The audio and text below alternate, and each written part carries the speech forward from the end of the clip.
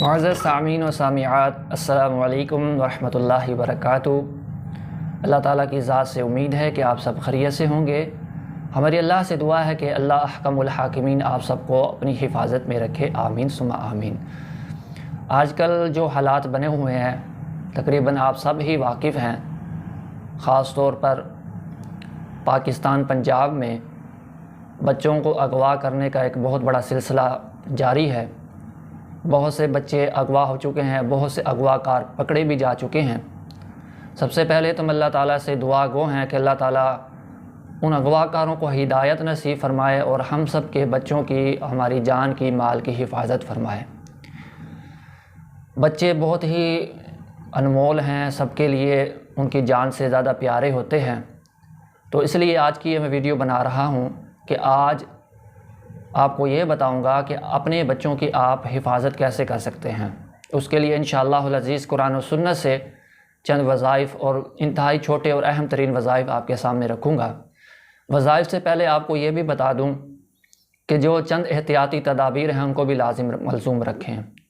بچوں کو اکیلا گھر سے باہر نکلنے نہ دیں، کوئی بڑا ساتھ ہو، اور کوئی اگر آپ کو عجیب قسم کا بندہ کوئی یعنی کہ ایسا انواقف سا بندہ کھڑا نظر آئے تو اس کی طرف نظر رکھیں۔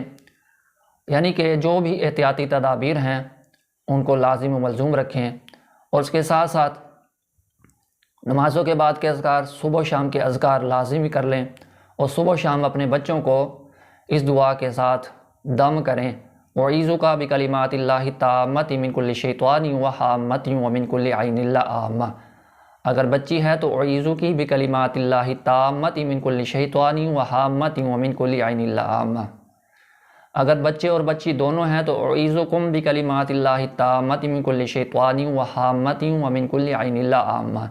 صبح شام 3 بار یہ دعا پڑھ کے آپ نے دم کرنا ہے۔ اور اسی طرح سورہ بقرہ کی آخری 2 آیات، آیت الکرسی اور آخری 3 قل، اور یہ ساتھ میں دعا، یہ اذکار پڑھ کے اپنے بچوں پر دم کریں، اور گھر سے نکلنے کی دعا لازمی پڑھیں، سفر میں نکلنے کی دعا پڑھیں۔ یہ تمام چیزیں آپ لازمی کر لیں انشاءاللہ العزیز۔ اس کے ساتھ ساتھ ایک اور وظیفہ جو صبح و شام کے اذکار میں ویسے تو موجود ہے، اس کی علیحدہ سے نشاندہی کر دوں۔ بسم اللہ الذی لا یضر مع اسمہ شیء فی الارض ولا فی السماء وہو السمیع العلیم۔ 3 مرتبہ صبح کو فجر کی نماز کے بعد، اور 3 مرتبہ عصر یا مغرب کی نماز کے بعد یہ لازمی پڑھیں، اور جب بھی اذکار کریں تو بچوں کے اوپر پھونک مارتے دم کر دیں۔ انشاءاللہ نبی صلی اللہ علیہ وسلم کی حدیث کے مطابق کوئی آفت نہیں آئے گی، کوئی مصیبت نہیں آئے گی، کوئی پریشانی نہیں آئے گی، اللہ تعالیٰ اپنی طرف سے حفاظت فرمائیں گے۔ تو یہ اذکار لازمی کر لیں۔ آج کل حالات بہت خراب ہیں، بہت بچے اغوا ہو رہے ہیں۔ آپ اپنے بچوں کی حفاظت لازمی کیجئے، یہ آپ کی ذمہ داری بھی ہے۔